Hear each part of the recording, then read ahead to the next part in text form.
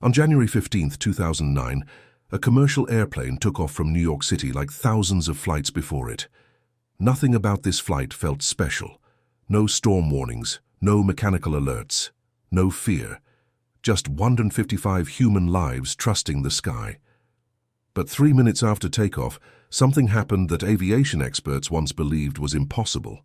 Both engines failed, at low altitude, over one of the most crowded cities on Earth. What happened next would turn a normal pilot into a global symbol of calm under pressure and transform a frozen river into a runway. This is the true story of US Airways Flight 1549, the flight that should have crashed, but didn't. New York City was freezing that afternoon. The Hudson River looked dark, cold, and unforgiving. Ice floated slowly across the surface. At LaGuardia Airport, passengers boarded US Airways Flight 1549, bound for Charlotte, North Carolina. Families, business travelers, students. Some scrolled their phones, some stared out the window, some slept. Up front sat Captain Chesley Sully Sullenberger, a quiet man with decades of flying experience, and First Officer Jeffrey Skiles, flying an Airbus A320 for the first time. They completed the checklist. Everything was perfect. At 3:25 p.m., the plane lifted into the sky. No one knew they had 180 seconds before history changed. As the aircraft climbed over the Bronx, the cockpit was suddenly filled with motion. A massive flock of Canada geese rose into the flight path. There was no time to react. Bang, bang! The engines swallowed birds at full power. Inside the cockpit, alarms exploded into life. Both engines began to fail, not one. Both. The plane lost thrust, then power, then silence. At 2,800 feet above New York City, Flight 1549 became a glider. Sully looked at the instruments, then at the city below, then at the river, and said 7 calm words that would echo around the world. "We're gonna be in the Hudson." Air traffic control offered runways, nearby airports, emergency vectors. But Sully knew something computers didn't. There was no time, no altitude, no second chance. Inside the cabin, passengers felt the engines go quiet. No roar, no vibration, just an eerie silence. Some thought it was normal, others felt fear crawl into their chest. Flight attendants moved quickly, their voices calm but serious. "Brace position. Brace, brace, brace." People held hands. A woman texted her husband, "I love you." Another whispered a prayer. Outside the window, the Hudson River rushed closer. Cold, black, unforgiving.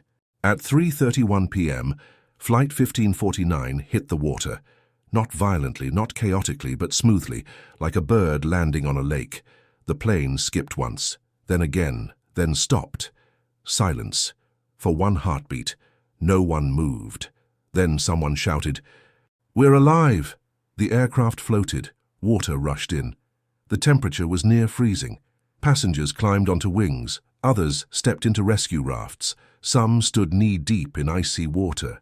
Ferries changed course. Boats rushed toward the scene. Strangers became rescuers. Within minutes, the Hudson was filled with heroes.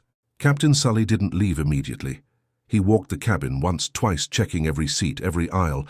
Only when he was sure no one was left behind did he step onto the wing. 55 people boarded the plane. 155 people survived.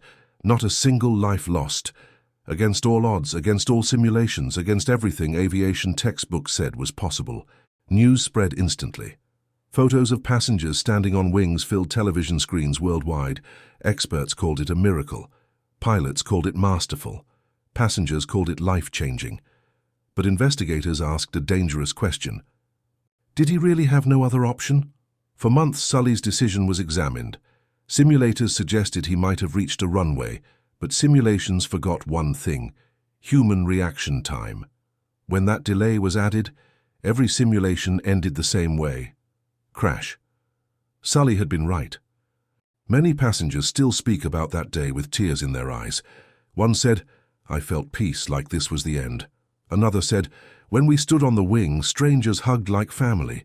Some changed careers, some repaired broken relationships, some never flew again. All of them say the same thing.